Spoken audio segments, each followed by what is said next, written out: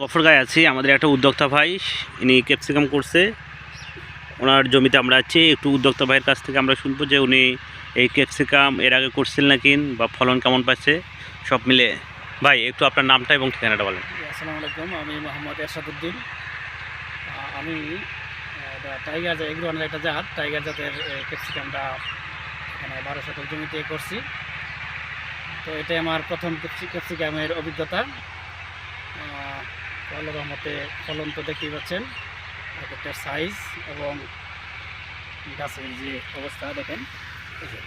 একটা গাছে মোটামুটি এটা থেকে আগে আর ওঠানো হয়েছে, এখনও 4টা আছে বড়। এর আগে আপনি কয়বার ফল হারভেস্ট করছেন?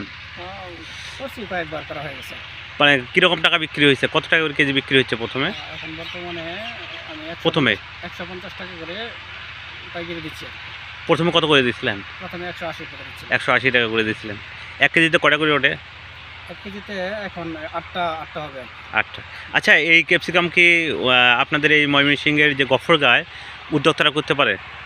গফরগাঁয়ে মনে হয় আর কোনো উদ্যোক্তা নাই। আমি মানে করা কি যাবে? করা যাবে। আমার ফলনটা তো দেখতেই পাচ্ছেন, যে ফলন হয়েছে একদম নতুন হিসাবে। তো এটা বাণিজ্যিকভাবে আমরা যদি দেখাই, গাছে যদি দেখাই, এই যে এই গাছ, এই গাছে দেখেন কটা আছে? 3টা। পাশের গাছে 4টে।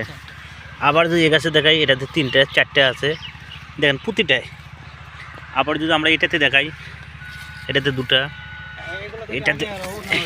এটাতে দেখেন আছে আপনার 4টা, এটাতে দেখেন আপনারা প্রতিটা গাছে আছে। আর আপনারা চাইলেও করতে পারেন এবং পাশাপাশি এই ভাইয়ের কাছ থেকে আপনারা পরামর্শ নিতে পারেন।